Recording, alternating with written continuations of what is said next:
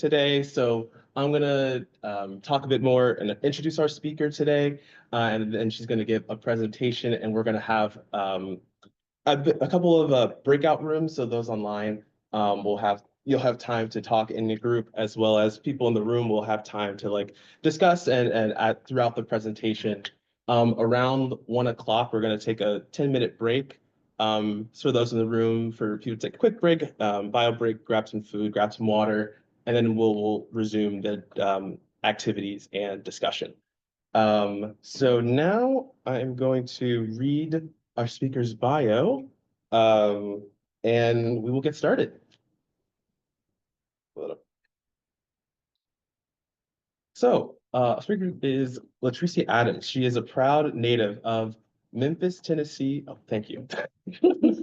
Memphis, Tennessee, and is the founder and CEO and president of Young, Gifted, and Green, a national environmental justice and civil rights organization with the purpose of bringing like-minded organizations together to collectively take action and advocate against the crisis of lead exposure in environmental justice in disadvantaged communities. LaTricea was the youngest African-American woman appointed to the President Biden's White House Environmental Justice Advisory Council, or WEJAC, where she served as co-chair of the Executive Order on Revitalizing Our Nation's Commitment to Environmental Justice for All Working Group, as well as the co-chair for the Carbon Management Working Group. LaTricea is the former president of the Memphis and Greater Washington Urban League Young Professionals and a former member of the American Bar Association's Environmental Justice Task Force, the first ever and current chair of the Shelby County Lead Prevention and Sustainability Commission, and a member of the Tennessee Department of Environment and Conservation, Water Infrastructure Advisory Committee, and Shelby County's Emissions Reduction Planning Advisory Committee. I know. He's so talented, y'all.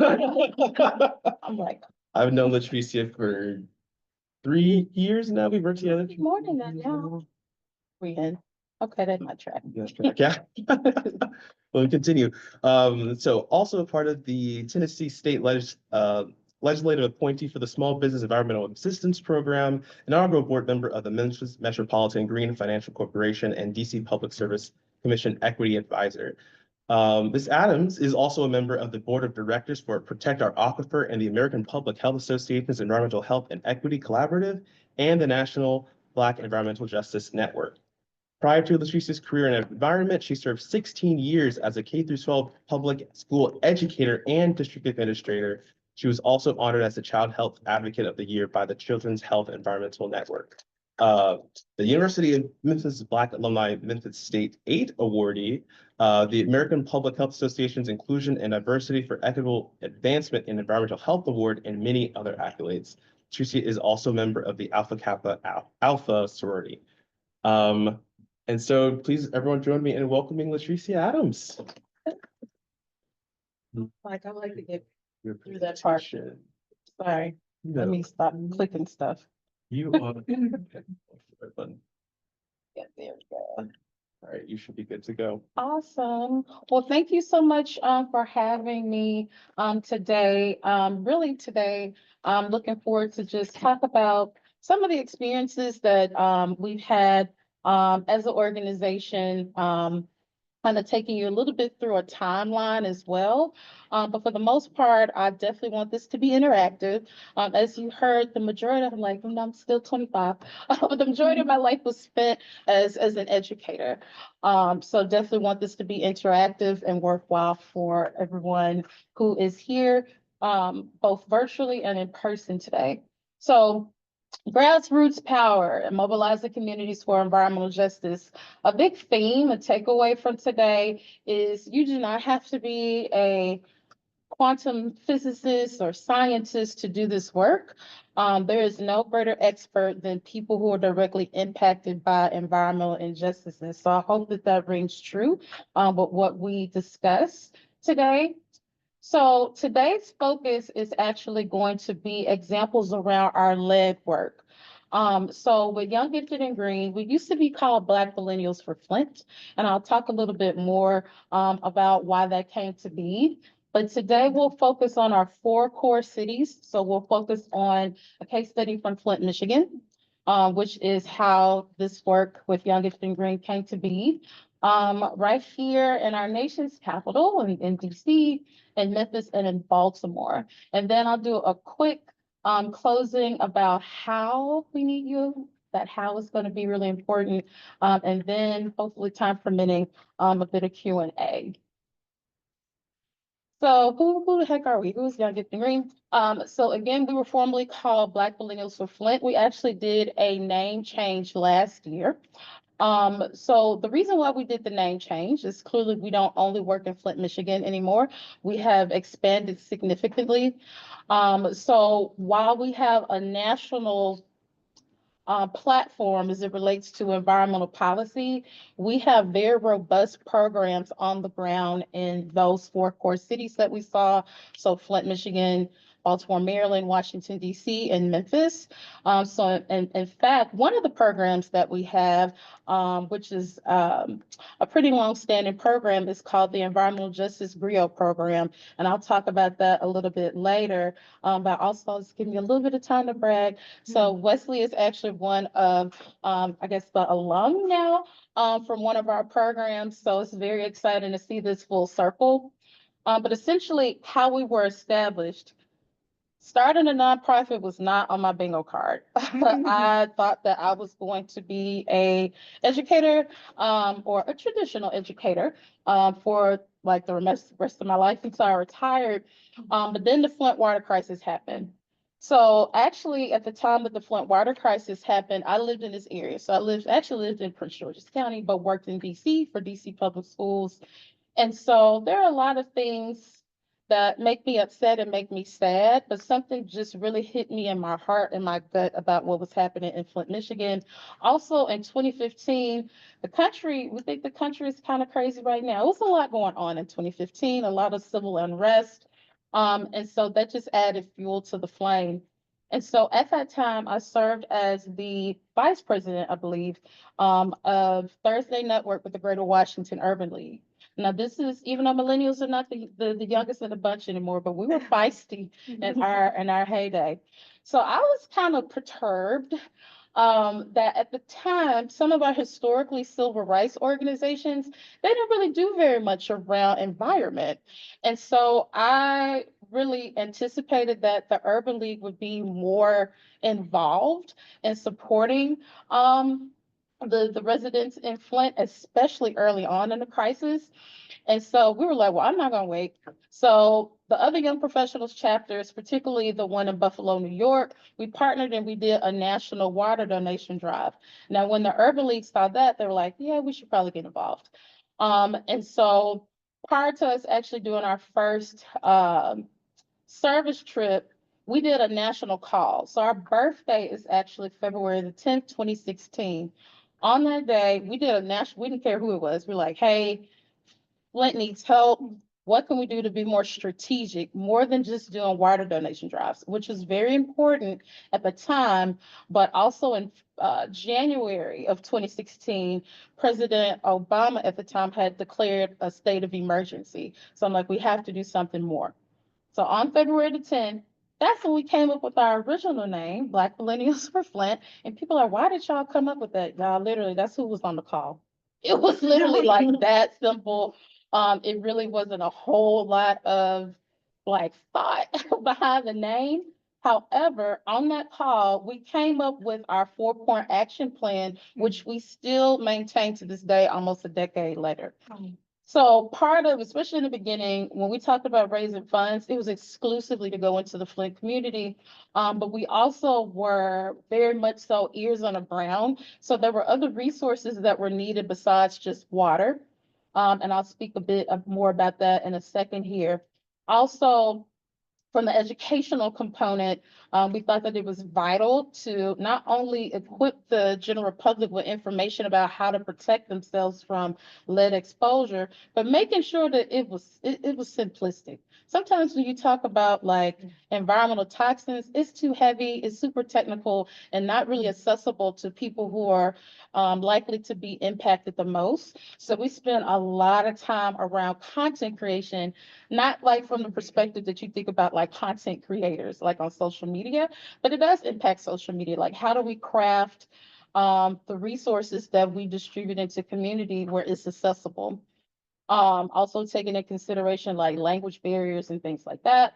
And then the other component is advocacy. So we do a lot of advocacy, particularly in political advocacy. So in policy at the local, state, and federal level. And then my favorite one is building coalitions with like-minded organizations. We're still small. So we build our strength by building relationships with other organizations that might be diverse. Like we partner with civil rights organizations, social justice organizations, human rights organizations, because we all have a common goal, right? That we want a safe and clean environment, right? And so we got our core values here, but I won't inundate you with that. Let's get into it. So let's first start with Flint, Michigan. So I gave you a little bit of historical context about how we got started as an organization. So even though the Flint water crisis actually happened in April, it's coming up soon, April the 25th, 2014 is when they did the switch to the Flint River. But it wasn't until 2015 where more national publications started to pick it up, which is really sad within itself. You had people that were screaming from the top of their lungs for a year before people listened. That's important to note. And so I heard about it. The whole country started to hear about it. We were extremely concerned. I think one of the things that stuck with me the most is when we think about like the kind of the breakdown of like the automobile industry. We oftentimes immediately thought about Detroit, but we didn't immediately think about Flint, right?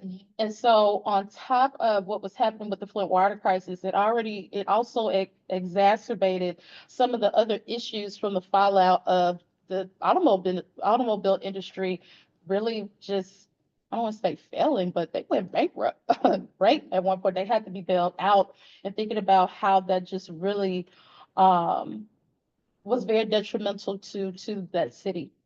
So I mentioned that there was a declaration of a state of emergency. And so the very first thing that we did in Flint is we did a national day of service. So I actually used to organize this around my birthday. My birthday is April the 9th, such a young millennial thing. So I would do like these fundraisers around my birthday. Like I know the first thing we did was like a pajama jam. Ah, that was such early 2000s.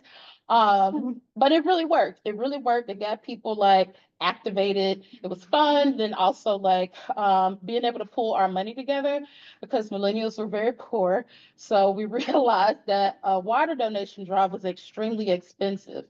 So the first coordinated event, we actually partnered with organizations in Buffalo, New York, also in Washington, D.C. We brought in the faith-based community, so a lot of churches were very involved, both in Prince George's County as well as D.C. and also in Philly. So the people in Philly actually got U-Haul trucks. Ooh, this was scrappy. They got U-Haul trucks. They literally drove down to a church in DC to pick up all the water because the church was housing the water for us because I had a very small apartment. I'm like, where am I going to put all this water? It literally was water stacked up in my house. And so we did this first trip. And so it went really well. We got to see up close and personal, like what were some of the issues besides just the water that was happening in Flint, which leads me to 2017. So we never left. So we still kept coming back. A lot of the volunteers and organizations and celebrities that we saw, we didn't see them again. So in 2017, we partnered who would become like one of our biggest life-changing in a positive way partners is First Trinity Community Baptist Church and Little Miss Flint. I think she doesn't want to be called Little Miss Flint, and her name is Mari, but she'll always be Little Miss Flint to us. But we started to partner with both the church and with Little Miss Flint. Now with First Trinity, they gave us 3 calls to action. So a key thing to note, none of us lived in Flint. So even though we are like Black people, most of us grew up in frontline communities, but we still weren't from Flint. So that means that we were actually allies. And I'll talk a little bit more about that distinction. So that was really important to me because I essentially was like, I don't want to come in and tell people what to do, right? Like, I don't want to be like a savior, right? That's not my role. But you tell us, what would you like for us to do? It was three things. They were ready. They were kind of big tasks. So First Trinity, they said that they wanted the church to be a water donation station. They were so ahead of their time. So clearly there was a ton of plastic bottles in Flint, Michigan, because no one could use the water. And so they were concerned about the overuse and overconsumption of plastic. And so they wanted to have something that was more sustainable. Way to go, church.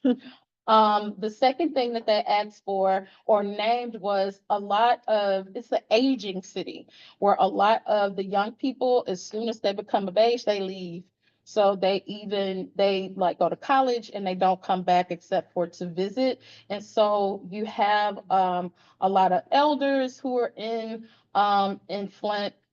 You also honestly lose a lot of your talent because they immediately leave. And so because of that, the young people that are still there, it's not a whole lot for them to do. So they asked, could we think about like, I'm trying to think how they worded it. They said, can you bring some of the DC to Flint around leadership? I'm like, are you sure about that? But with leadership and development, particularly around young people. So pretty much that translated to how do we get like young people like activated and engaged, right? If you go back and you look at the Flint water crisis, you'll see a couple of like small children, but you didn't see a lot of teenagers. You didn't see like 20-year-olds. You saw a lot of older people. And so to be honest, that hadn't even dawned on me. So part of the reason why like Black millennials for Flint kind of got the type of exposure that we did is because we were young, right? And then the last thing that they asked or said that they desired was they wanted the church to be a community health center. I thought that that was really beautiful. Now, what was really specific and unique is they wanted to focus on like maternal health, so moms to be or parents to be, and then also like mental health as well. So I thought that that was really cool. So those are three really big tasks. And I said, I will try my best with what I got. So here's some examples of how we delivered on that process. So keep in mind, we got to put COVID in there. Oh boy, that was a tough time, right? So, all right, the first thing that they asked for, they wanted the church to be a water station. So this was literally like divine intervention. I was on a panel for BroccoliCon. Have you ever heard of BroccoliCon before? I hosted in DC. It's really cool. But BroccoliCon is an environmental conference. They bring in like celebrities and influencers, but the conversation is all about like environment and sustainability. I think like the first year they did it, even though no Drake might not be people's friend right now, but it was cool then. Like one of the first artists that they brought was Drake. This was like, ooh, maybe like 2013, 2014-ish. But on this panel, there was a young lady that worked for Jaden Smith. And so on the panel, I was talking about all of these issues that still existed in Flint because this is 2019. So the general public is thinking, oh, Obama gave them however $1 million, like this done, the crisis is done. It's not. Even to this day, not all lines have been replaced. It's been over a decade. So in 2019, we worked with Jaden Smith. This is the younger Jaden over here, to bring about something that's called the water box. And so we had to, even though it's Jaden, we had to vet them, before you just, start to come all in community, especially with the church. So our role was really on the technical and advisement side to make sure that the church was protected, particularly from a legal perspective. So we gave them our resources and access to our counsel. So when they talked about, can you bring some to DC to Flint? Sure. So we got attorneys for sure coming out of DC, just to make sure that if something went awry, that the church would be safe. It was a long process, a lot of calls. Jaden and the Smiths like came to Flint frequently to meet in person with this family. So this young lady in the middle, this is Katrina Tillman, the first lady of First Trinity. And then, oh, he's much bigger now, but that's one of her sons there in the middle. So this just speaks to, while we didn't have the money, to establish a water station at the church. We are still so full of joy that because of that connection, because of amplifying the stories of community, that you don't know who's in the room. And so we were able to help bring that resource into the city of Flint. The water box is now like expanded to other parts of the city of Flint. But I think they also expanded in Newark when Newark had their lead water crisis as well. And there were talks about there being some supportive efforts in Jackson, Mississippi as well. The other delivery on our promise around youth leadership development. So we actually have now 3 programs. So our very first program started in 2017. That program is called the Lead Prevention Ambassador Program. Now, that particular program was actually piloted in DC first and then expanded to all of the other core cities. So with that program, it's all about lead poison prevention. We talk about, like, you become an expert in lead. We talk about lead in all of its forms, not just water. And then we realized from just analyzing the program, we're like, this is kind of advanced. And we noticed that like people came in at different entry points.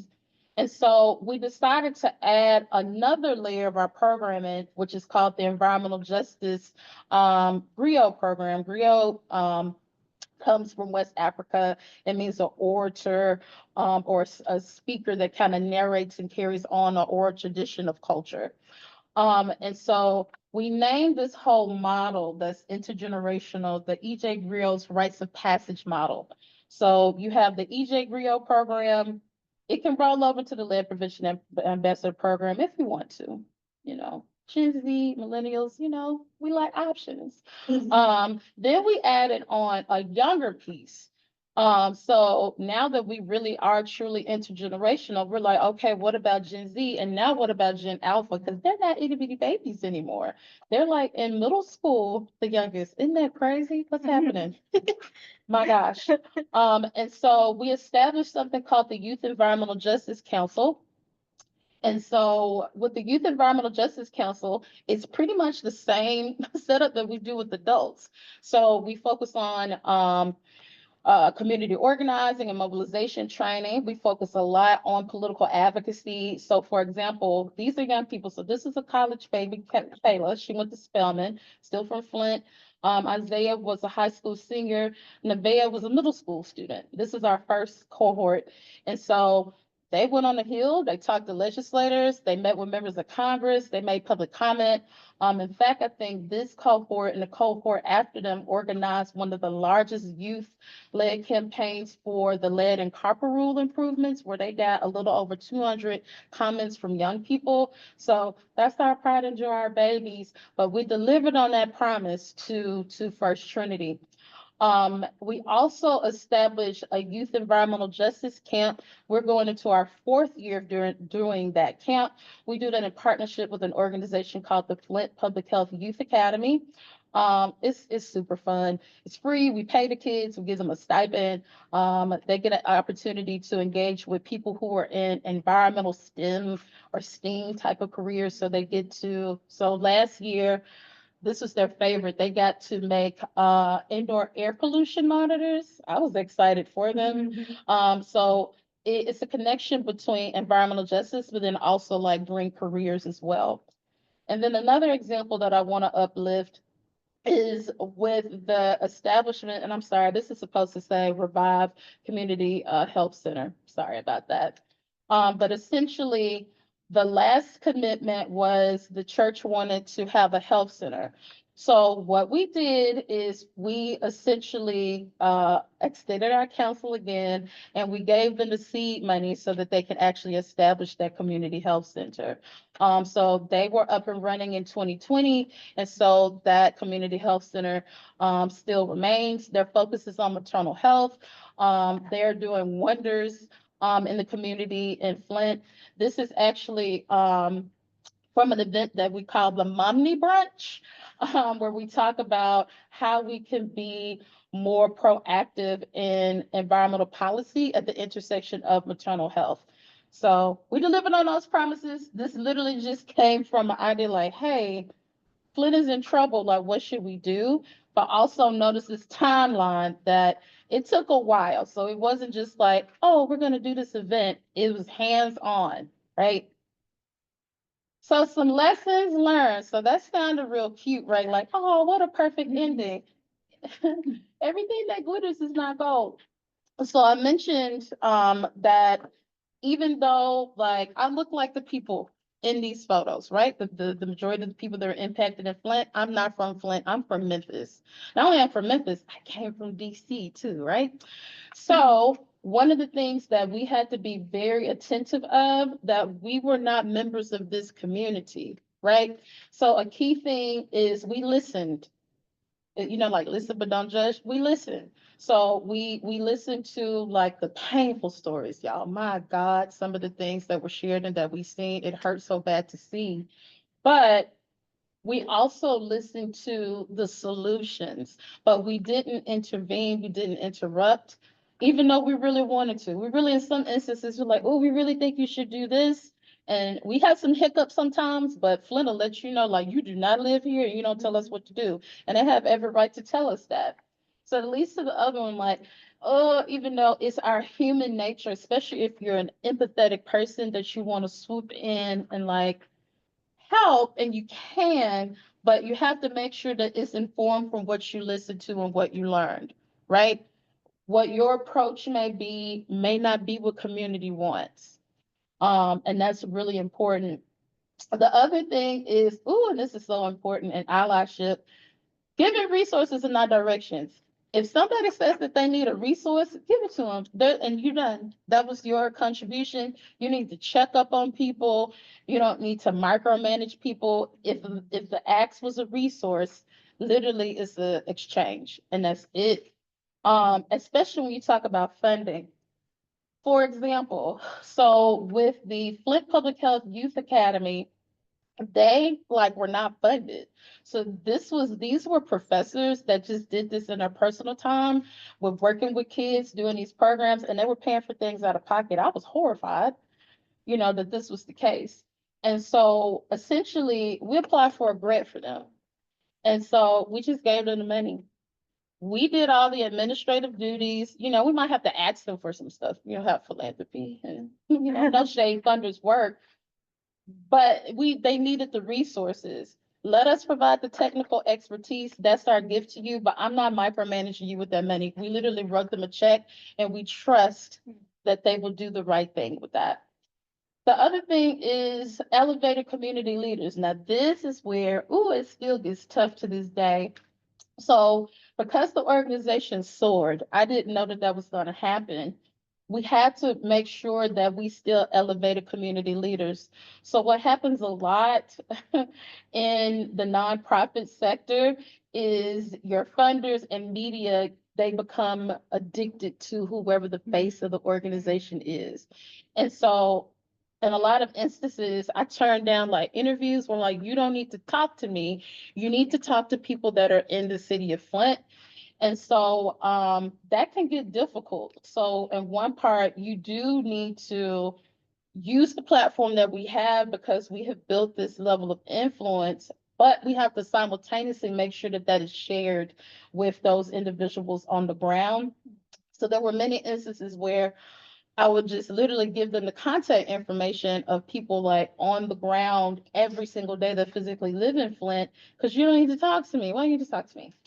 The other part is being accountable. Now, this part again, and it's important, where I am a Black woman, and that comes with a set of challenges. However, I didn't live in Flint. I live somewhere where my water, it's pretty safe, for the most part. And so, in addition to that, when you're in places like the DMV, think about all the protesting and organizing that happens every day, right? It kind of has like a social justice kind of bubble. That's not the case in smaller communities like that. And so as people who were living and working in DC, we had to think about like how that is actually a privilege with going into communities that might not have a lot of the resources that we have in the DC area. And then the last part is on capacity building. Ooh, that's a big one, especially when you talk about money. Give the money back to the community. Don't essentially like take the pain and anguish of a community to set yourself up and leave that community behind. Like continue, like you've seen those like images where like you're reaching like across and bringing people with you. That's essentially how we operate, is like we want the revives, for example, we want them to be great by themselves. We don't say anything. Like I just told you that, but I'm like, don't tell anybody that. Don't put that on your website, because this is about you and building your capacity. The same thing with like the Flint Public Health Youth Academy. It's all about building the capacity and using what privileges, advantages that you have in order to set communities up so that they can be resilient. Whew, so that was a lot. This is really, really small. But what I want us to do, so of course this is so teachery. So I think, yeah, you got printed versions on in person, and I think the people online, you should still be okay with this. If not, I'm sorry. I can, you send a PDF, I'll share a Okay, PDF. perfect, For perfect. others online. So this is a handy dandy rubric. And you'll notice with the criteria, it literally just came from these kind of lessons learned. We literally use this like in our work when we have to check ourselves when we're working in community, because we work in several different communities. Now, with the work that I do in Memphis, for example, I'm from Memphis. I'm a third generation Memphian, so it's a little bit different in that situation. But with the other places that we work, we are working in the capacity of both an ally, but still an EJ organization. So with this criteria, we have listening and learning. And so we have like these categories where we literally rate ourselves. And so what I want us to do, and we may be able to do, I'm gonna say 5 minutes and see how it goes from there. But I want us to do two things. I want you, based off of what you heard me kind of talk about with some of the examples in Flint, how would you evaluate us based on and be honest? We like feedback. So be honest and just kind of assess, like based on what you heard, how would we how would you rate us in each of these respective categories? So first step is rate us, rip us to shreds, right? The other part is, what are some look fors? So if you were working with the community, what are some things that like you would look for? So what does listening and learning, what does that look for, right? So I think it's also important, if we want to get better serving in an allyship role, that we need to be able to visualize and feel what does that look like, right? So one, rate us, rip us to shreds. And then two, what are some look fors that you would think of when you think of these following categories or criteria? Does that make sense? One more time, what are the two? Say again? What were the two prompts? One more time. Sure. So the first prompt is, use this rubric to evaluate young, gifted, and green. Based on our work in Flint, Michigan, how would you rate us based on this rubric? So you have 6 categories. How would you rate us on a scale of 1 to 5? 1 being boo, 5 being yay. And then the second prompt is, what are some look fors? So when you think about like listening and learning, what would be some look fors that would be exemplary? What would be some of those objectives, for example? Got it? Okay. All right. So let's do 5 minutes. So it's 12:39. So let's just go with 12:45. Are we doing 12:45? Yes, 12:45. Okay. Versus 3. I forgot about the people. For those online, I think our plan is to split you all into 2 breakout groups. So I think it'd be groups of 3s, and I hopefully, let me know if you aren't able to access the PDF with the slides, but we'll, you want to choose people to like share out after the 5 minutes are up? Yes. So in your groups, choose someone to share out. I think, Julia put the questions in chat, or is going to put the questions in chat as well, so you know what to be talking about. So yeah, and we'll see you at 12:45. And then for in the room, we have, It need to be split, but you gotta, we can do a I think two, you wanna do two two groups? groups. Okay, Should we do like a classic clown off? we could, or we could just use the space in the room. That's true. Yeah, yep, So like this group, Mhm. this group here, yep. this is the group here. Keep it easy peasy. Yeah. You ate lunch, just stay put. Mhm.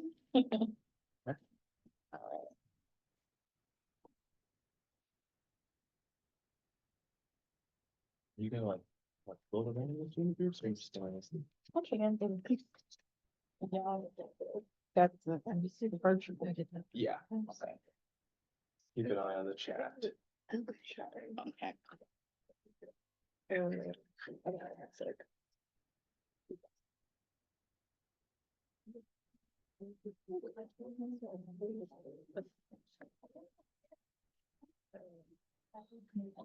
Oh, everything okay? Oh, no, I just got my purse off. Oh, It's all good. I'm cleansing. So for this section, no, not competing for funding. Just say that. Oh, yeah. Yeah. They said they're. So we're just partners. Yeah. Okay. So for capacity building focus, I feel like the examples like the grant, giving up the grant directly to the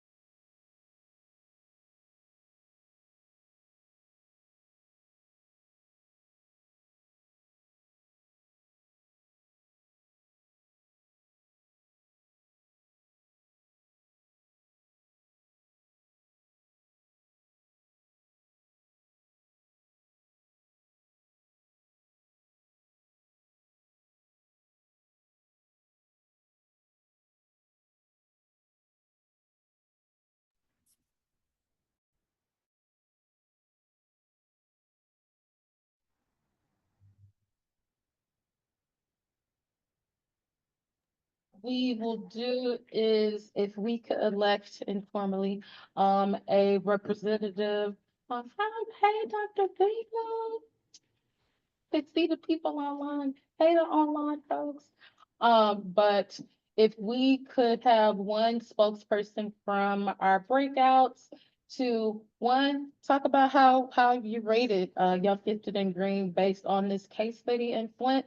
Um, Great conversations. I know you had limited information. I know this was group, so thank you for saying that. It's like, well, I think it's this, so it's all good.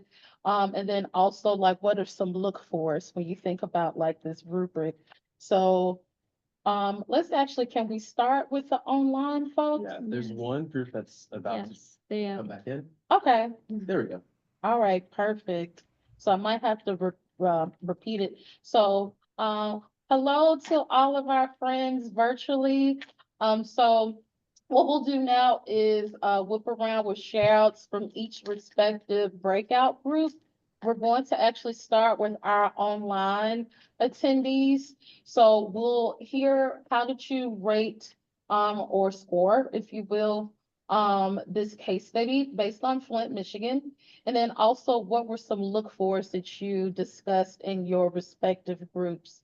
So we can start with whichever breakout group virtually would like to go first.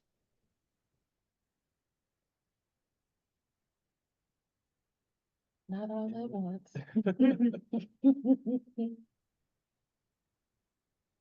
Well, I can start. I think we were in group 2. So we actually couldn't get access to the rubric to see because I think it was posted after we went to the breakout rooms. So it wasn't in our chat. I'll send Um, it again now. so the one thing I'm going to say, just from listening to what LaTricea was talking about, based on my experience with community organizing and community um, versus community do-gooding, as I call it sometimes sarcastically, is that um, Young, Gifted, and Green just seems to be so all over the reflexivity of understanding how important it is to just shut up and listen. I think that's so key. It's what I don't see in a lot of groups I've been involved in the past. That they all want to come in, oh, we're from the university and we have expertise and we're going to solve your problems for you and tell you what to do. And that just is completely the wrong approach. So, I was really impressed with the lessons learned. And so if we take the lessons learned, I give this group a pretty high score. Um, I think not only did they think through the importance of not just parachuting in, but really establishing connections and laying groundwork and providing resources in Flint. They thought about ways in which they needed to be conscious of their privilege and conscious of their outsiderness and the importance of listening through all the different activities they did. The other thing that I really wanted to call out, because this is something really important to the group I work with, is capacity building. I think capacity building is so important. You want to provide resources and take the time to figure out how best to build capacity and follow through on that. And I don't think that's a short-term thing. So I'm not surprised that this case study stretched over several years, but I think that kind of long-term commitment and grassroots groundwork is really the key to success. So I think our group gives high marks. Well, thank you. And I appreciate that. So yeah, that with the parachuting one, that one is so hard. And thank you for lifting up that particular criteria. I think y'all could probably tell like that probably was the one that we struggled with the most. Also while people were discussing, Wesley and I were also talking about this, and I forgot to talk about this nuance as well. Sometimes even when you're from a place, if you leave and come back, that still gives you privilege that people did not have where you're from. So for example, I'm from Memphis, born and raised. I went to the University of Memphis for undergrad, but I left for 10 years. I left for a decade. And then, you know, furthermore, while my family is from South Memphis, for example, I spent lots of time in South Memphis. I didn't grow up in South Memphis, they did. You know, and I think that it's really important, especially, and it's such, I can't even fully explain it, because we're still an environmental justice organization, we still can check ourselves, right? And that's kind of hard to do because remember, I look like the people who are impacted, but I'm still not from Flint. I will never have that narrative. I can be upset, I can cry, I can yell, but it's still going to be in second person. It's never going to be first person. So thank you for sharing that. Next virtual breakout group. Hi, so my name is Michelle and I was paired with Miss Pamela. For the ratings, basically gave every category a 4 because there's great effort put forth, but it wasn't perfect. And then for accountability and transparency, gave it a 5 because I think there was transparency about the mission and also openness to feedback. Yeah, thank you. Ooh, that openness to feedback, y'all. Some of that feedback was raw. Some of it, you know, especially like I liked when Miss Mayor said, like, you're do-gooders, like, I want to do good things. And ooh, you can get read down and you have to take it. You have to take it in stride because this is bigger than you. If it's supposed to be about the community, remove all that ego and all your feelings. But ooh, it is a journey and continues to be a journey. So thank you for sharing that. Okay. Could I just share the look forwards? I didn't want Yes, to wait on the ranking. How you doing? Good to see you. I'm good. Good to see Good to you. be seen. Oh my gosh. Hey, Wesley. So, one of the questions I had, I missed the very, very beginning, but I went back to the water box. And one of the, one of my pet peeves about Flint, and you and I may have discussed this, was all the water bottles that the world sent, all those water bottles going into landfills, exacerbating another problem, right? So I didn't understand about the water box. I wanted to ask you about that. But from the beginning, I've had nothing but admiration for your organization going in and you taking the time, organizing and listening. It's a long-term commitment. I don't know if everybody working with you at the beginning knew it was a long-term commitment. Hello.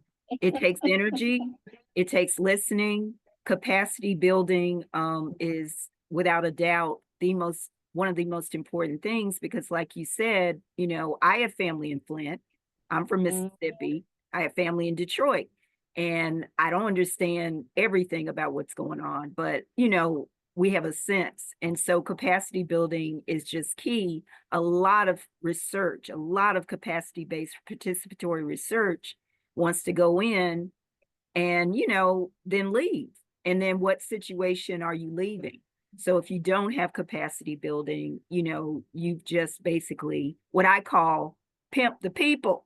People go in and pimp, and I'd say every day, do not pimp the community. And those of you that know what I'm saying, know what I'm saying. A lot of research pimps the community. The other piece that I think is key, LaTricea, is evaluation. A lot of times we do, but we don't evaluate and we don't replicate. And when I listened to you yesterday, I listened to the experiences of people in California after the wildfires and in North Carolina after the hurricane. And it makes the hairs on my neck stand on end because these are the same discussions we had 20 years ago after Katrina. This August is the 20th anniversary of Katrina, and you have done a masterful job with your rubric in actually identifying things that we all need to be aware of, but we're reinventing the wheel. We keep getting from A to B to C, but we never get to the end. We never get to like D or E. We keep going back to A. And that's what I see with every big disaster that involves marginalized communities. We keep going back to the things we should do when we should have already learned these lessons and them been replicated. Yes, now that was a mic drop. Really, I'm done, y'all, after that. But thank you so much for that. Ooh, that part about like, I don't think that everybody who was with us from the beginning knew how long this is gonna be. And I want to uplift really quickly. The civil rights movement was a long time. And when we talk about it and, we see it, well, as of today, we might not be able to see it in books. But when we think about what we learned about, I don't think that we focus enough on like how long it took. It wasn't something that happened, in a couple of months. It took years, right? Even just the emancipation of enslaved people took years and years and years. And so I appreciate you identifying that. And then the other part that really resonated with me, with what you shared is the lessons learned, not even just for us, like as an organizational, from an organizational perspective, but we literally in everything that we do, and I think we'll probably have time to do a couple more of the case studies. We literally go to other cities to say, hey, did you look to see what happened in Flint? Don't do this again, right? So think about, for example, even though it's fixed, think about what happened in Newark. You didn't learn what happened in Flint and Benton Harbor. You didn't learn up the road what happened in Flint.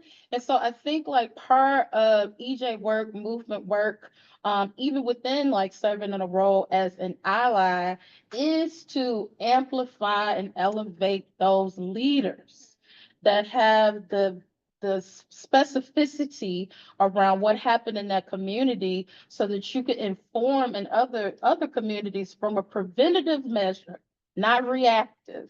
So thank you for sharing that. Do we have another group on Just two. virtually? Just okay. All right. All right. So our two groups, our parent group, in person, have a preference on who wants to go first. Yay. Yeah, we rated pretty highly on the first two criteria on listening and learning and avoiding parachuting. We thought there's a lot of clear examples about how you were purposely like trying to come in with a like clear position that you were there to listen and ask questions, and like exemplified by like the kind of things the church gave back to you. But we had some questions on some of the other criteria.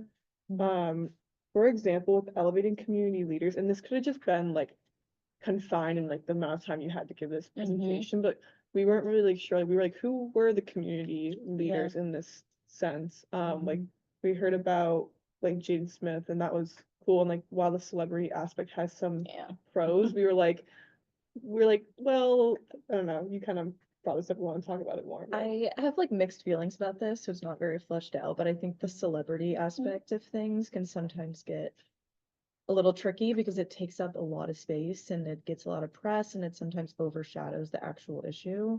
So that was just my initial thoughts, but yeah.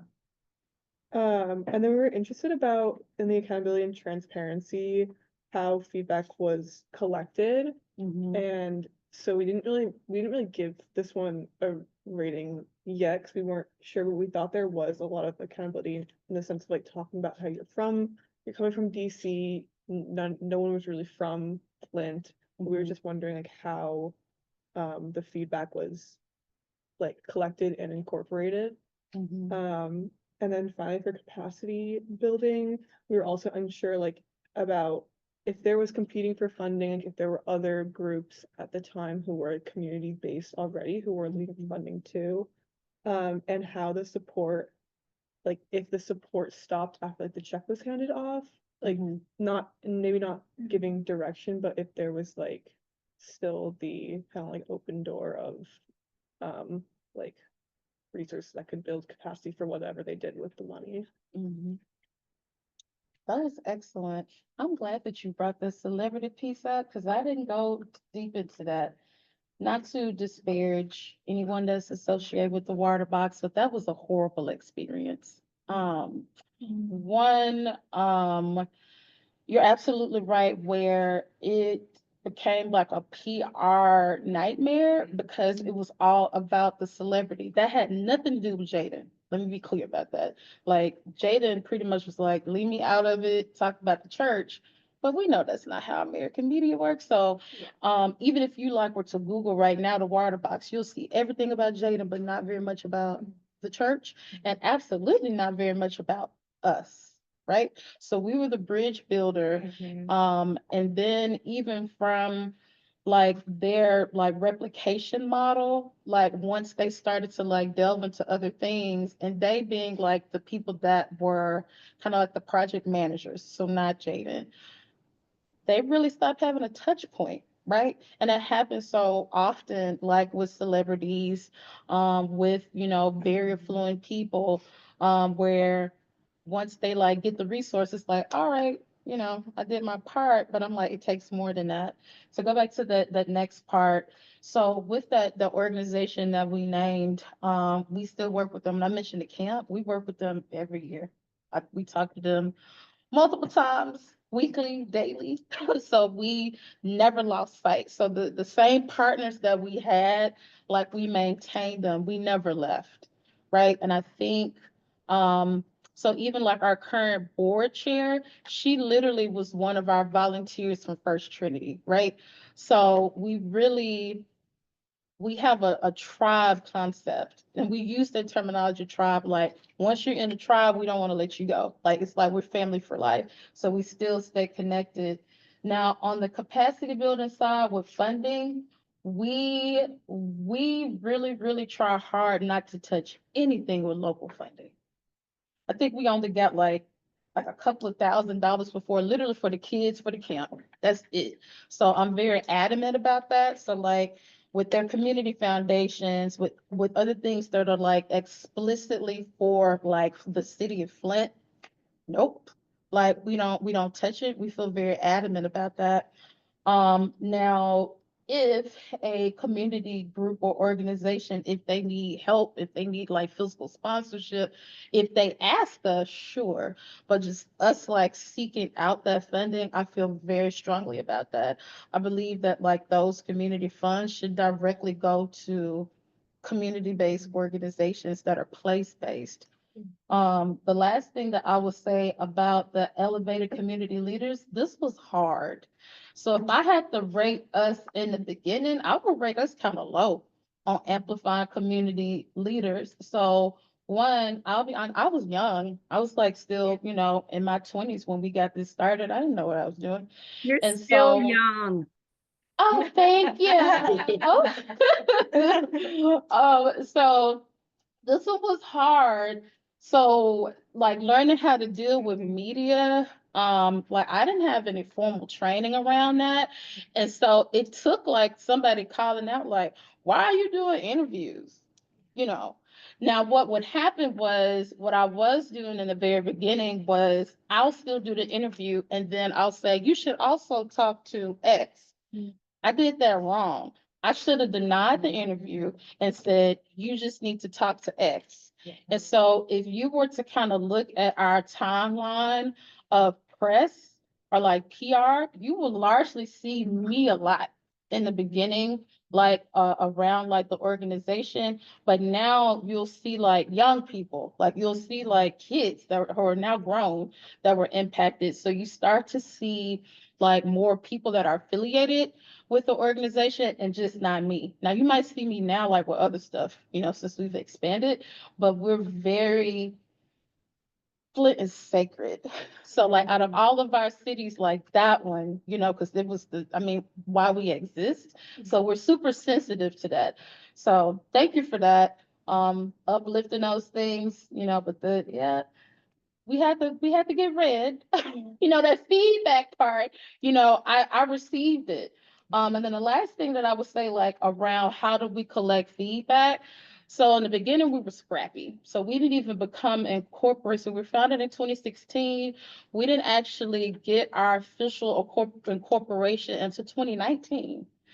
And so of course, like we still have full-time jobs, so everything was like on a volunteer basis. Now, when we started to get more infrastructure and resources, then we could do like more formal program evaluation.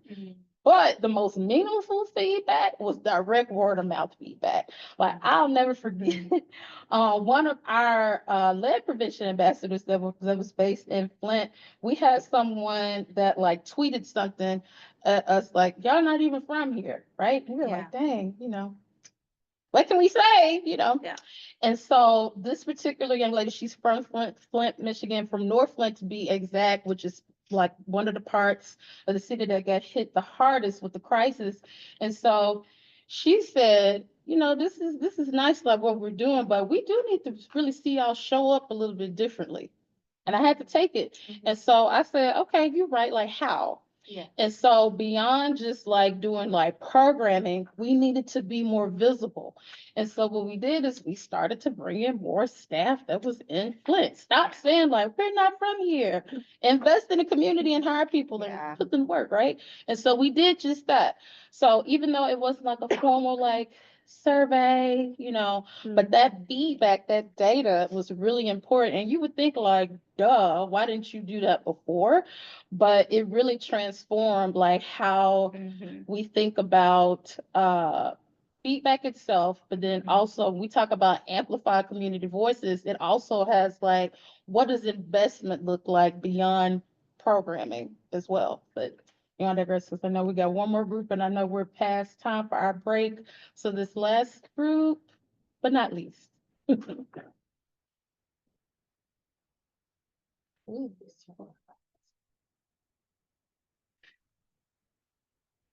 we didn't get too far through all of it, but That's we were okay. mostly focusing on the first two. We were saying, we brought up the what you were just talking about, like how you guys aren't from Flint, so that kind of brought up some issues. But you said for listening and learning that you guys were a five, just because you use what you did have and came in a little bit open-minded about hearing them out before you made decisions and like did anything that you felt they didn't need directly.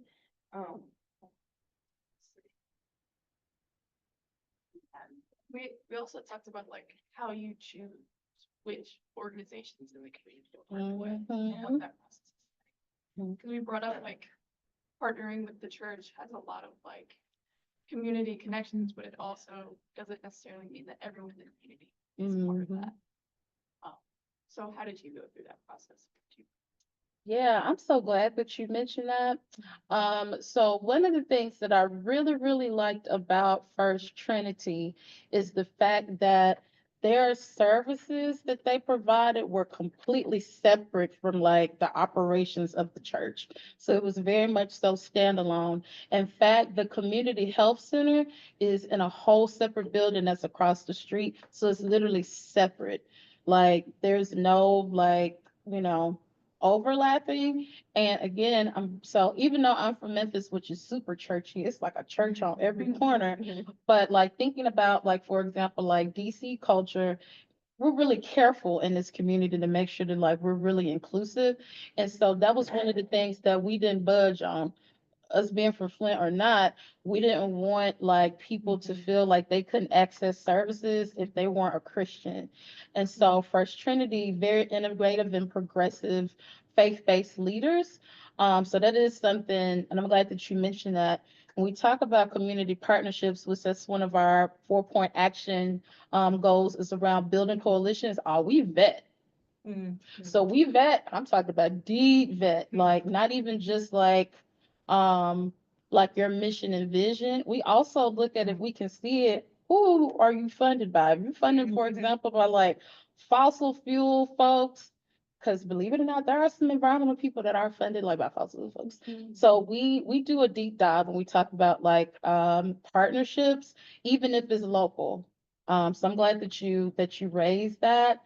And then the last thing that I will say about that is working with faith-based communities. You really get like a lot of resources.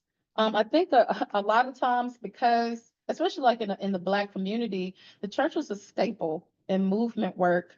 And so what I found was excitement from faith-based organizations like First Trinity, where they realized, you know, what some of the intergenerational tensions are between like community and the church, and knowing that there needs to be a resolve, but then also like understanding like, okay, this is what we're supposed to do. Forget like, you know, we got church on Sunday. That's not what this work is about. So thank you for uplifting that. That was really good. Something else we talked about a little bit was like coming into city and not having the knowledge with like the fact. We were curious if you knew the problem with Flint losing young populations before coming in, because we noticed that like highlighting youth leaders was a big part of what you did and continue to do to the present. Yeah, so you know what, interestingly enough, while I didn't necessarily like know before, as soon as I got there, I knew. And I'll say this, even though I only got one family member in Flint, Michigan, and this is a distant cousin. But even though I'm not from Flint, I'm from a city that's so similar. So while Memphis is not vehicle city, it's a huge manufacturing city. It's a huge quote unquote like blue collar city. And it's so similar, even though like Flint is a Midwest city, it's so similar, and implications from the Great Migration. So it's a little bit of overlap in culture as well. So I wasn't surprised because the same thing happens in Memphis. I am a product of somebody that left. I left Memphis. I came back. But I think because of that, even though I'm not from Flint, I have similar experiences with people, especially like people who left Flint and then eventually came back. So that actually kind of creates like more camaraderie, if you will, with like other organizations and other leaders that we work with in the city. All right, we are past our break time. Yes, Yes. so This is good. this was great, but let's take a Quite a bit about Flint, Michigan. I believe that we'll have a good amount of time to go through this next case study. This probably the one of the last one that we'll have, but you got access to the full packet of some other case studies that you can read at your leisure if that's actually a thing that exists. So now let's bring it to DC. All right, so with DC, this is a little bit different kind of theme. In the Flint, Michigan example, we talked about experiencing supporting the community from the outside. This is different. This is inside. Okay. So a couple of fun facts, and I'm doing air quotes. So I mentioned in Flint, the very first big service project that we did was in April of 2016. When we took that trip, that service trip, we also brought youth with us. So remember, I used to work for DC Public Schools. So I brought some children that went to Hart Middle School and Anacostia High School with us. Great experience, and then we partnered with this youth organization called the Black Swan Academy, who was also very kind of new at the time. And so maybe like 2 weeks after we got back from Flint, those same children got notices sent home that there was lead in their school drinking water. And I was already upset about what was going on in Flint, but it was a wake-up call to understand like this is a big problem, right? And so this is where the organization and our work took a pivot where it moved very quickly in the political advocacy space, particularly around policy. So I'll keep reiterating, I still was an employee for DC Public Schools. The office that I worked for was the Office of the Chief Operating Officer. This is the same department that's responsible for facilities. So in 2016, so you'll notice that in March 2016 is when they first started to send out the notices. if you're familiar with DC, Hart Middle School, and particularly in Acacia High School, majority Black Latino serving schools east of the river. Why did this group of parents start to know in March? Our kids didn't learn into the latter part of April. And so in April 2016, immediately we were like, okay, we have to organize around this. And so multiple things happened. The biggest thing is I testified against my employer while still employed. I took off I didn't even take leave. I just left. And I mean, I was bold. Come on, millennials. I even think about that to this day. I remember calling my parents and saying, hey, I might get fired. I need y'all to pay my rent for maybe a couple of months. So it is what it is. Like, this was egregious.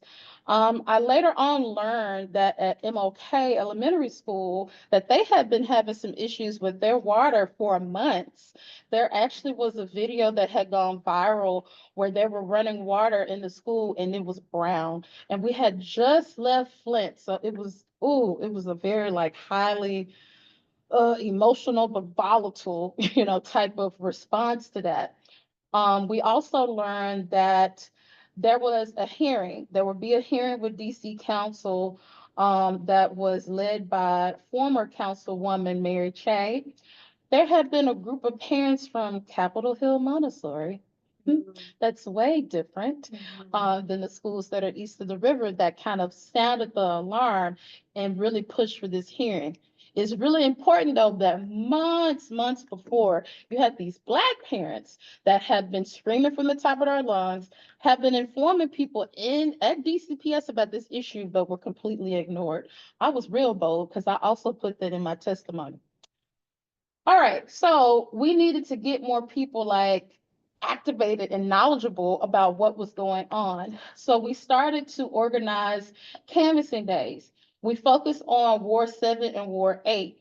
The reason why is because, one, before I went to DC Public Schools, I actually worked at DC Public, Cesar Chavez Public Charter Schools, but my office was in Parkside, which is in Ward 7.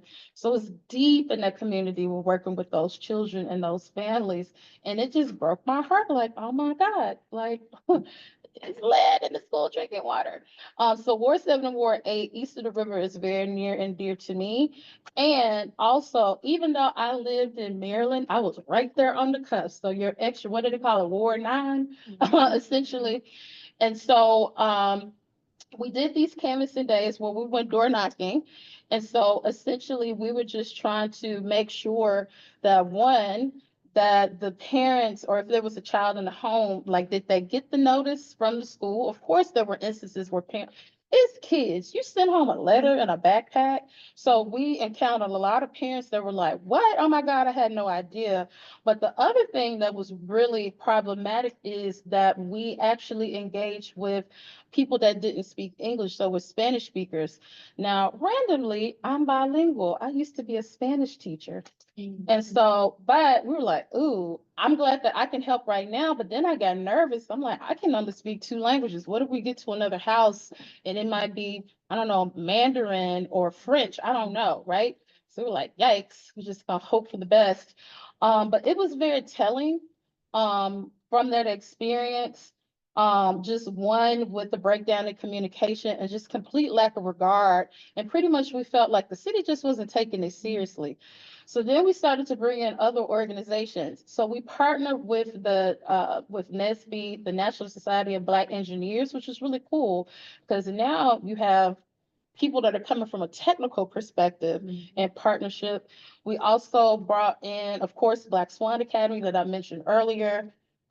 We brought in also the Sierra Club DC. Now the Sierra Club, they didn't do the canvassing with us, but they did provide some technical expertise. I do want to amplify that. Sierra Club. And then we also, I'm leaving out, we brought in some PTO presidents and parents. So we built like a coalition, in the Urban League, the Greater Washington Urban League. So we were all working in coalition pretty much to get a bill passed. So we started to engage directly with former Councilwoman Che with her office to essentially write this bill. Now, here's the interesting part, because this is going to connect to the case study. Keep in mind, like, we're new on the scene, we're young, we're just, the do-gooders, right? So there's a white-led organization that had been in the DC area and focused on lead issues for some time, like since the 90s. But the key thing to note is these individuals, they don't live in frontline communities. Some of them live in Georgetown. Please stop. Break. So affluent folks still, their cause and what they focus on is very important, but they don't have a really good connection with community. So once they found out that we had used our power and influence that we built to engage with like this particular councilwoman's office, oh, they didn't like that. They didn't like that. I'll come back to that. We're gonna put a pin in that. Okay, so let's go. So we did the testimony, that was the big one with DC Council. We then brought in the DC State Board of Education. So now we're studying power mapping. Okay, I'm like, who else would care about this? Okay, so we also testified before the DC State Board of Education where we're like, this is also an issue that you should be involved in, right? And they agreed. And so they also started to put the pressure on DC Council to get this bill passed. All right, so then let's go to September of 2016. Ooh, lordy, lordy. All right, so I did an interview with the former president of DC Water. That interview did not go well. The interview took place at WEAC Radio, that's in the heart of Ward 8.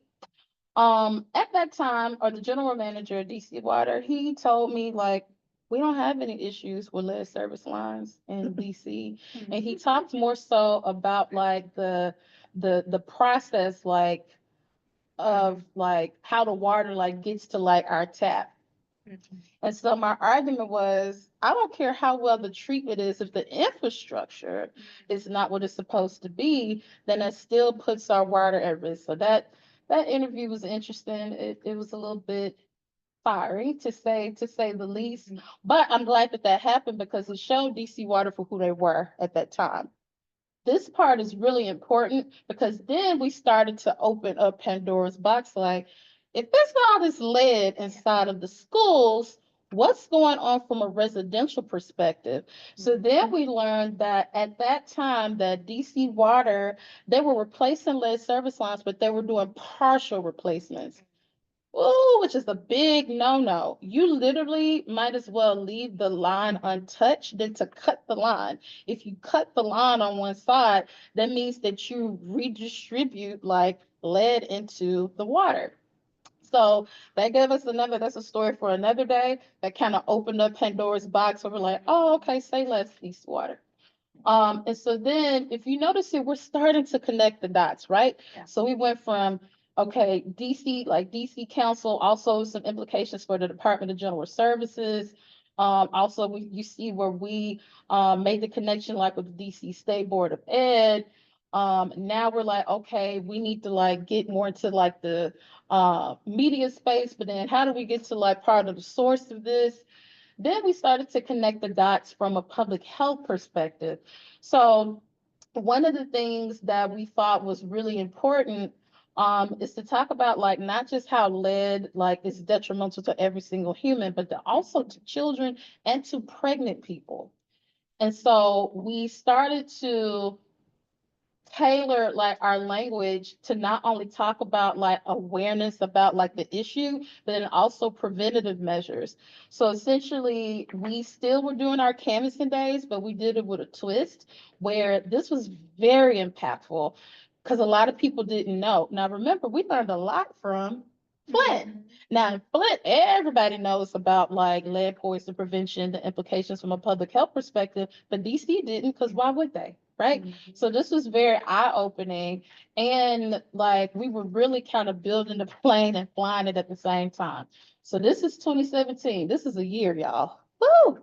All right. So in April 2017, we finally got the bill finalized. Ooh, after months and months of meetings and going back and forth. I'm not sure if you've ever been a part of like a policy writing process. It is not any fun, but we finally got to where everybody was in agreement, right? Because we built a coalition. So it wasn't about us. We had to all be in agreement. Now, remember I talked about that group? The group that people just really we didn't really know about that group.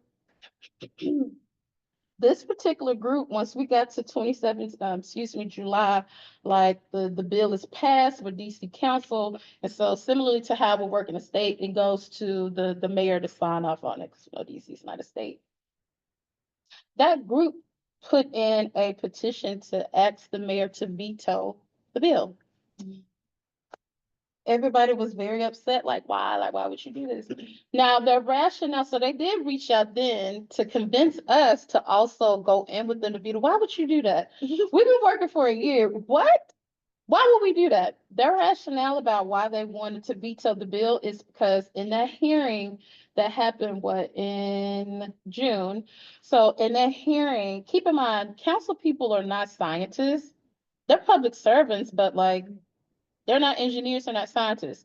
So in that hearing, Councilwoman Che said, well, we want to do something where the action level is at 1 part per billion. Now keep in mind with the timeline. So this is almost 10 years ago. So at the time, the fear was like, if you put it at 1 part per billion, it's going to make the bill fail. So at that time, we didn't have the type of advanced like filters, especially at the commercial level that we have now. To be honest, a lot of filtration studies happened in Flint, Michigan, particularly around like filters around heavy metals. So the compromise was 5 parts per billion. Keep in mind, this was significantly lower than what EPA or even CDC like required or recommended. And so pretty much that was it. They were like, she said that she could do 1 part per billion and it's 5 parts per billion. We think we should veto. So you forget everything with this coalition, these parents, the children, everything that they advocated for because of this one thing. And then they started to essentially build this campaign against us and the coalition where it was like we were accepting that any like amount of lead like was safe. When did anybody ever say that? We never said that. But anyway, it got a little bit ugly. But guess what? We still won. So the bill, the bill still was passed. The bill to this day is the strongest bill in the nation. It's not perfect. It is not perfect. Let me be clear. So with Environment America, they do a really robust annual report where they look at the national landscape of testing for lead in school drinking water, and they got a B. So that speaks volumes. So it's not perfect. So to date, we've gotten the bill replicated. They're still not as strong as the DC one. Michigan probably will come close. But 2017, we got this bill passed. In 2018, now Maryland is Maryland. So Maryland just did an amendment, right? To make it stronger and to change the level of remediation. Can y'all believe we got this bill passed in Tennessee? I still can't believe it. And the legislator is from Memphis, yay. And then look at how long it took for Michigan to pass this bill, 2023. So this is a good example of like replication, but the time that it took for us to get to that point. Okay. Right now. Okay. All right.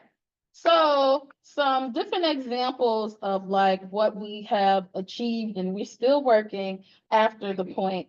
So in addition to establishing the bill replicated in other parts of the country, and I don't have this up here, but it goes with the accountability part. I actually want to start there first.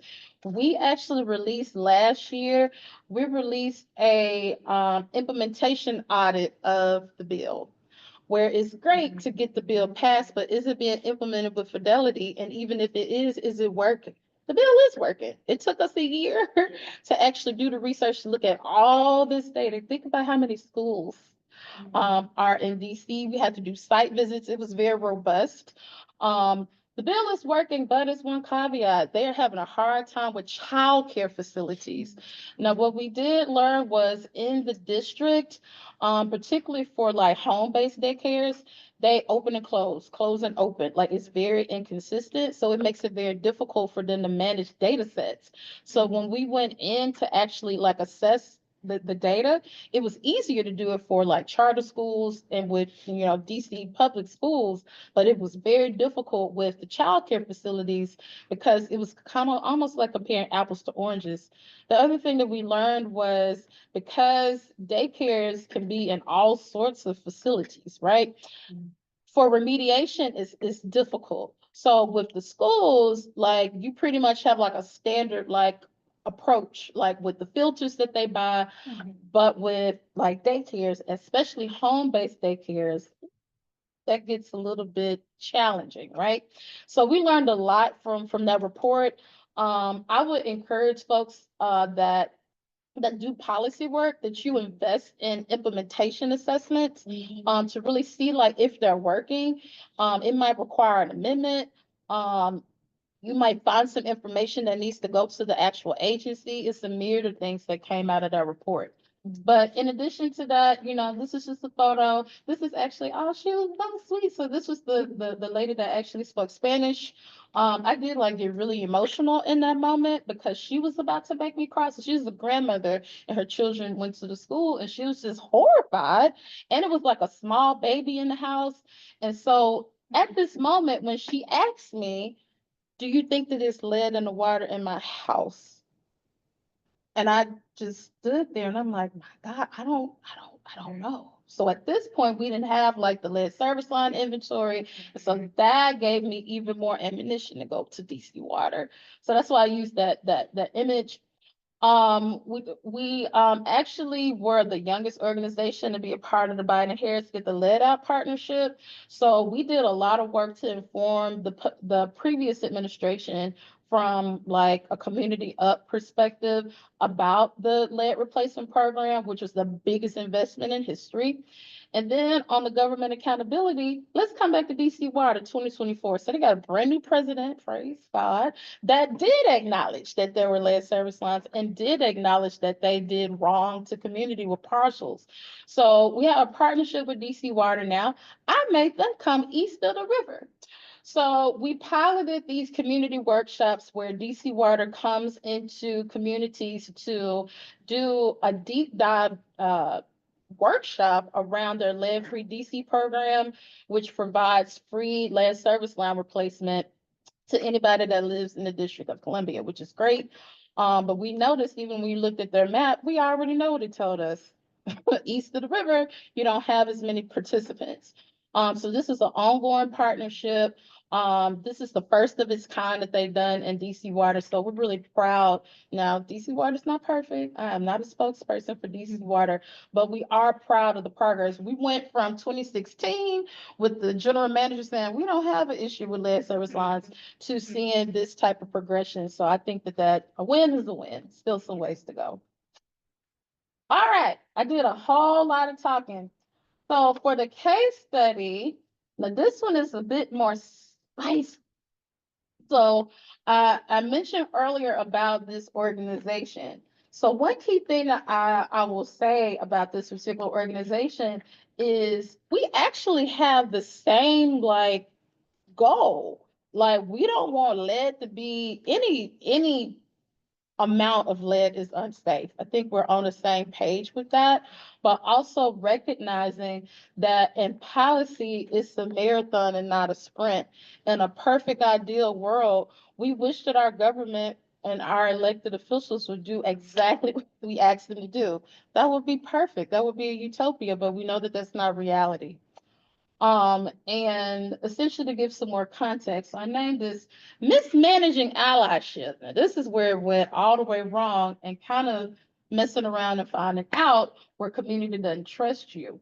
So from an identity perspective, it does matter that not only is this a white-led organization, they're older people too. So you got some multiple identity kind of conflicts there. They're again not from frontline communities. So, and also had already got the remediation done at their homes, which also matters. Talked about the group lobby to the mayor's office to get the bill vetoed. And then also they tried to do some cyberbullying, which was really kind of funny because we were millennials and like, what? You trying to tussle with us on the internet, on Beyonce's internet? How dare you? They attempted, so we just blocked them. And they likely didn't even know how to do that at the time. But some actions and impacts even from this, because it was just a hiccup. It didn't start the movement and the work. So again, the bill passed. However, their relationship with like other organizations, and I'm talking about even like big green organizations, were tarnished after this. And even today, these individuals in this group, they're still very problematic. They still have issues and patterns of not engaging specifically very well with Black-led organizations, especially with Black women. There have been multiple Black women that have come forward to talk about their experiences with this organization. So based on like this scenario, even though we won, right? But that's still problematic that you got somebody in the background that's keeping up noise, right? So some questions that I want us to ponder is, what lessons can be learned about this, about identity and allyship as it relates to community engagement? So again, this is way different we talked about with Flint, right? And then the other one, like, how can organizations like this one, how can they work to rebuild trust? Because I want to reiterate, like, from a research perspective, it's sound. We're in agreement with the research. We're not like not on the same page. There's prolific research that comes from this particular organization, but that doesn't mean that that discredits people that are from frontline communities. So what could they do if they wanted to rebuild trust, particularly with frontline communities? And then the last thing to ponder is, what steps can be taken to ensure that like this isn't repeated? So even though we still won, I'm not gonna lie to you, that caught me off guard. Like when I found that they were vetoing this bill, it knocked the wind out of me, because how am I gonna go and tell these parents, the children, the community organizations? And keep in mind, I'm a 20-something-year-old at this time, so I'm like, like this is a lot. So just like, how can, in movement work, especially when you're working with multiple groups, like how can you ensure to the best of your ability that like things like this like don't happen? So those are the 3 prompts. Okay. Woo, we're at 1:49. We really got to do this in 5 minutes. Yes. Yes. So same groups as last time. We'll come back together at 1:55, and then Okay. we'll Wrap up. have time to wrap up, share maybe Yep. 1 or 2 responses. Maybe not every group shared, but maybe 1 or 2. Do we need to go into groups? There are 6 of us. You want to do just like a whip around? I can do Yeah, that. let's one big group. Yeah, Yeah, let's do that. I'll put the. Thank you, whoever made that recommendation. Oh, of course. Yes. All right, so can I still see the question? Okay. Oh, Yeah, so we could just do like just a free share out to, for the sake of time. Yeah, so lessons learned about identity, allyship, and community engagement. Ooh. So I wanted to share that while you've been talking, I've been texting and emailing people and sending the link. So Queen Zakia Shabazz from United Parents Against Lead in Richmond is on the phone now. She's out in the community, but I wanted to let you know that I had invited her. So yeah. So you don't feel bad. I went through the same thing from 92 to like 2005. And the only reason 2005 stands out to me is because that's when I moved to New Orleans to work on Hurricane Katrina recovery. And we had problems with the green groups in Ward 8 and 7, wanting to tell everybody what to do. Does it sound familiar? It sure does, my They not lord. only wanted to tell you what to do, but how to do it. And our problem was DC WASA. So the lead problem has been around for a long time, but there were actual communities in Ward 8 that were not even connected correctly to the sewer line. So on Redskin game days, that's the old name of the team, they would have backups of raw sewage in their basements. And we were fighting with DC WASA. And this group felt like they should kind of control the narrative. And they brought in someone who didn't look like the community, who wasn't from the community. She was a good listener, but what they tried to do is have their own meetings with DC WASA to negotiate funding. Does that sound familiar? My lord. So the more things change, the more they stay the same. I just wanted you to be encouraged about that. And we just have to constantly educate allies about what is and is not going to happen. Yeah. I love that. And I think, you know, what I even tell like my team, if you are a true ally, and that's why I like that I framed it with Flint first, because that's where we are ally, is you tell me what to do. I don't do the opposite way around. Like I'm literally here at your beck and call. What do you need me to do? And when you step out of line, then we have a problem where you're no longer being an ally anymore. Right. I also think that there definitely needs to be like healthy opportunities to like push back. So for example, with their argument, I would love that for it to be one part, you know, I would love that. I'm not in disagreement with you on that, but let's not play games if we don't understand how policy works. You're really literally willing to throw away the whole thing where we won't have anything. You're not impacted. You don't have any kids that live in these like highly at-risk communities, but you're not thinking about that because you're thinking about a win-lose situation for your own personal agenda, but not about the human beings that will be void of any type of protection or safeguarding. All right, get off my soapbox. Let's go to, because it's 153. So even though this is kind of nasty work, how can organizations like this like truly rebuild trust? Because again, like what I mentioned, very smart, very astute from a technical perspective, has years worth of research, and that's great and that's valuable to this work. So how in a situation like that could they reestablish, it might not even reestablish, establish trust and rapport, particularly with frontline communities? Sure.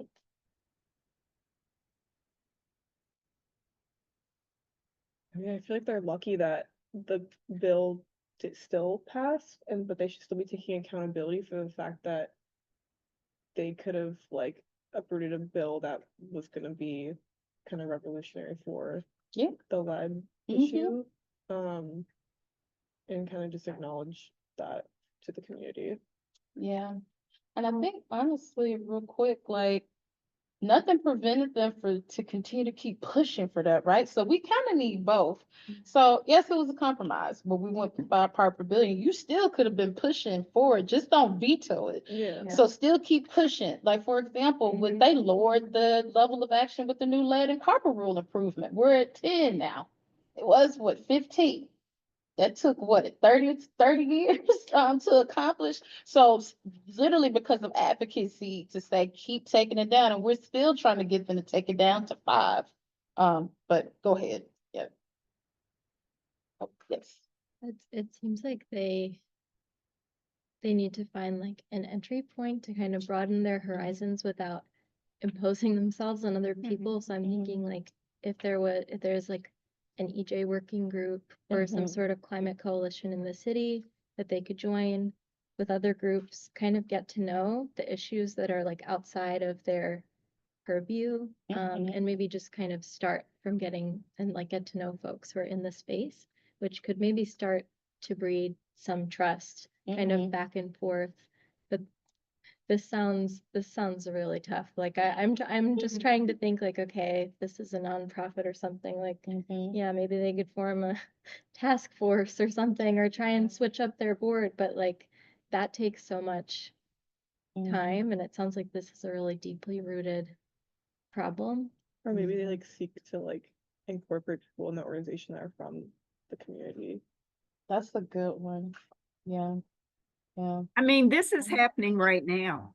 This is happening with the power dynamics. You all know that there was almost an executive order about climate organizations today, this week. It's happening right now. There are emergency meetings all over the country about this potential executive order. I think what the last person said is key. They have to have more integrated leadership in their organization from the community. But if you're still the minority in the organization, you still don't always get heard. I just think training, like real EJ training is key. If you're going to work with our community, you have to be engaged in this training. And that's one thing, but the actual leadership of the organization is the second thing. And if you have a leader, who's doing what they were doing, then you might have to call for new leadership. Mm. That's real. Yeah. One thing is, own it and apologize. That's literally like a good first step. Now you know that that's gonna be the hardest, but literally that will help. Like with restoring trust, with the level of upset that this organization left, like in community, like that's really critical. I know, like in my leadership experience, I have not done things perfectly, and if I felt like I messed up, I immediately will apologize. Like people will get me together too.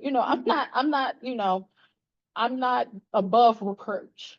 But that's something, that's low hanging fruit, but also hard, because that would mean that you have to own that you were wrong. Okay. All right, it's 1:58. So I do want to leave with one thing before we completely close out. So how do we meet you?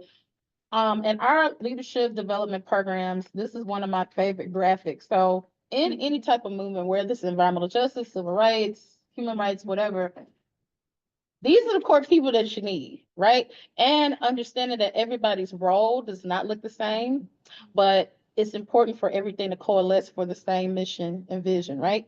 So with your elected officials cannot act like activists. They can't. We've seen the fallout of that right before our eyes right now. And that's okay. That's okay.